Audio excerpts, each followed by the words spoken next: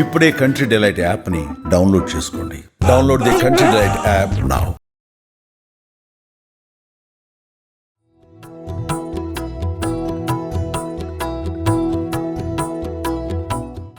నమస్తే రమగారు. నమస్తే జయ. సుమన్ టీవీ ప్రేక్షకులందరికీ దసరా శుభాకాంక్షలు. మీకు కూడా రమగారు దసరా శుభాకాంక్షలు. సుమన్ టీవీ ప్రేక్షకులందరికీ దసరా శుభాకాంక్షలు. సో దసరా స్పెషల్గా మనము నైవేద్యాలన్నీ చేసి చూపిస్తా ఉన్నాం. ఇప్పుడు ఏం చేయబోతున్నాం రమగారు? గుడాన్నం చేద్దాం జయ. ఈ లలితా సహస్రనామంలో అమ్మవారికి ఇష్టమైన పదార్థాల్లో ప్రత్యేక నామం గుడాన్న ప్రీత మానస అని. దానికి ముందు రక్తవర్ణ, మాంసనిష్ట, గుడాన్న ప్రీత మానస, ఈ నామాలు 3 వరుసగా కనపడతాయి. అమ్మవారు ఎర్రటి రంగు కలిగింది, మాంసనిష్ట, మానవ శరీరంలో ఉన్న మాంసంలో ఉన్న శక్తి అమ్మే. మాంసనిష్ట అందులో ఉంటుంది.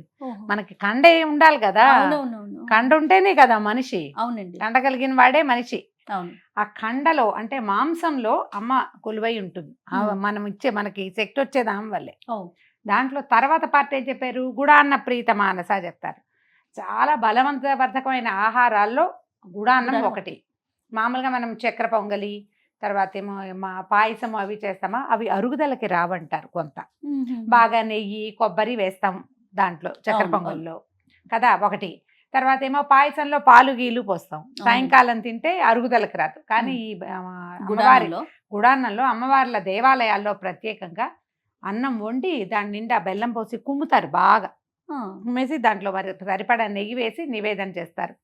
సాధారణంగా అభిషేకం తర్వాత అమ్మవారికి గుడాన్న నివేదన జరుగుతుంది. చాలా దేవాలయాల్లో ఇది కనపడుతుంది. మనం కూడా ఈ ప్రత్యేకమైన ఈ 10 రోజుల్లో ఒకరోజు మనం గుడాన్నం పెట్టుకోవచ్చు. అయితే చాలా సింపుల్ ప్రాసెసే.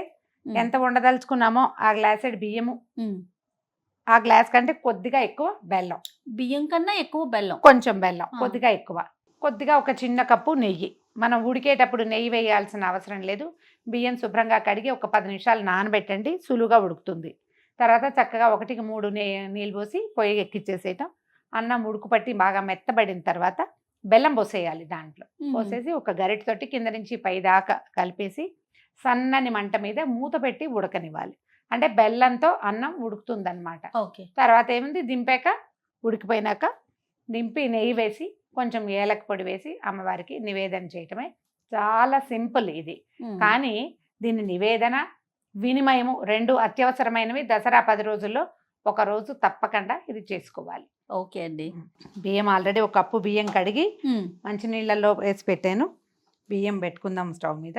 అన్నం ఉడుకు పట్టనిద్దాము. 1కి 3 నీళ్ళు పోసాను. ఉడికిన తర్వాత బెల్లం ఉడుకు పట్టినాక కొంచెం బాగానే ఉడుకు పట్టాలంటే ఉడికిపోతుంది. అన్నం ఉడికి మనం నీళ్ళు ఎక్కువ పోసాం. మామూలుగా 1కి 2.5 అలా పోసి సరిపోతుంది.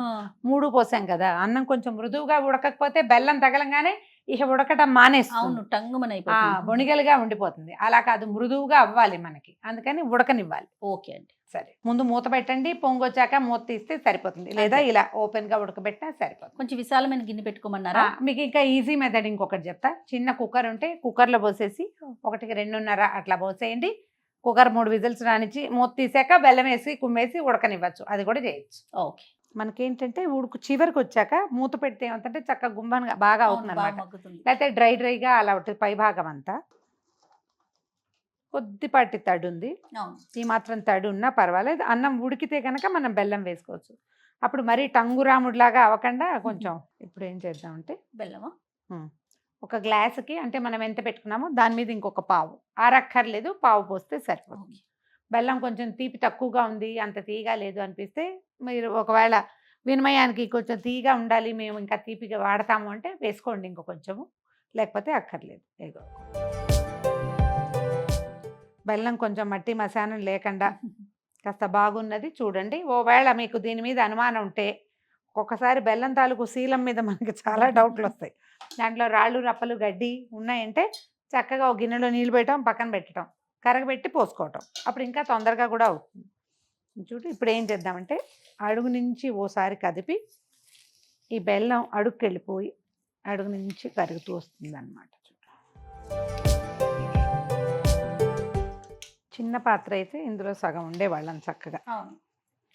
మీకు బెల్లం కరుగుతూ కనపడుతుంది వేడికి. అడుగు మాడిపోతుంది అలాంటి భయాలు ఏం పడక్కర్లేదు. ఒకసారి పైకి కిందకి కదపటం, 1 నిమిషం పాటు మూత పెట్టండి. వన్ మినిట్కి ఒకసారి, నిమిషానికి ఒకసారి కొంచెం పైకి కిందకి కదుపుకోవాలి. ఓ. బెల్లం మొత్తం కరిగింది అని అనిపించగానే స్టవ్ ఆపేసుకోవటము, నెయ్యి, తర్వాత ఏలకుల పొడి పెట్టుకోవటమే. చక్కగా వచ్చేసి బెల్లం అంతా కరిగిపోయింది, చక్కగా చెండులా వచ్చింది చూడు. మనం బియ్యానికి 3-3:30 అట్లా నీళ్ళు పోసుకుంటేనే మనకి ఇది వస్తుంది. ఇది కూడా మనకు 1 గంట అయ్యేసరికి టంగుగానే అవుతుంది. ఏలకాయల పొడి వేస్తాను, తర్వాత 1 స్పూను నెయ్యి వేస్తాను. మామూలుగా ధారాళంగా నెయ్యి వేస్తారు జయ, లేఖ్యంలాగా కనపడుతుంది. దేవాలయపు ఫీల్ వస్తాం బ్రహ్మాండంగా. క్లాక్ టవర్ దగ్గర సిద్ధి వినాయక దేవాలయం ఉందా, అక్కడ లోపల అమ్మవారి శివపరివారం అంతా ఉంది. శివపార్వతులు, వినాయకుడు, షణ్ముఖుడు, 4 గుడులు ఉండి వాటి 4 దేవాలయాలతో పాటు ఆంజనేయ స్వామి దేవాలయము, తర్వాత ఏమో మన నవగ్రహాలు, అవతల వైపు ఒక పెద్ద రావి చెట్టు కూడా ఉన్నాయి. ఈ అష్టమి నవముల్లో అమ్మవారికి అష్టమి నాడు అభిషేకం చేస్తారు. ఆ రోజు పొద్దున్నే ఇది నివేదన చేస్తారు. ఓహో. అక్కడ తెలుసుకున్నాను నేను ఎన్నేళ్ల క్రితమో. గుడానం ఇది పాయసం కాదే ఏమిటండి అని అడిగితే గుడానం, దాని మీద చదివాను ఒక 15-16 సంవత్సరాల క్రితం. ఒకనాటి అభిషేకం అప్పుడు తెలుసుకున్నాం అనమాట. అయిపోయింది. వేరే బౌల్లోకి షిఫ్ట్ చేసుకో. బౌల్లోకి షిఫ్ట్ చేసుకోవటము, ఏ పాత్రతో వండారో ఆ పాత్రే పెట్టే పద్ధతి ఉంటే కనుక చిన్న పాత్రలో చేసుకుంటే పైన నెయ్యి వేసి నివేదన చేసుకోవాలి, లేదా ఇంకొక పాత్రలోకి మార్చి కాస్త నెయ్యి వేయటం, నివేదన చేయటం. అది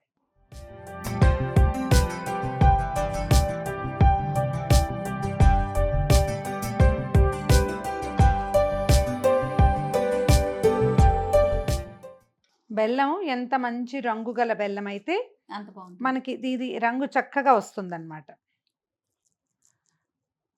ఇటీవల ఒకరి ఇంట్లో పూజ అప్పుడు వెళ్తే పైన తేనె వేసి నెయ్యి వేసి అమ్మవారికి నివేదన చేస్తారట వాళ్ళ విధానం. గుడానంలో పైన తేనె కూడా వేస్తాము అని చెప్పారు.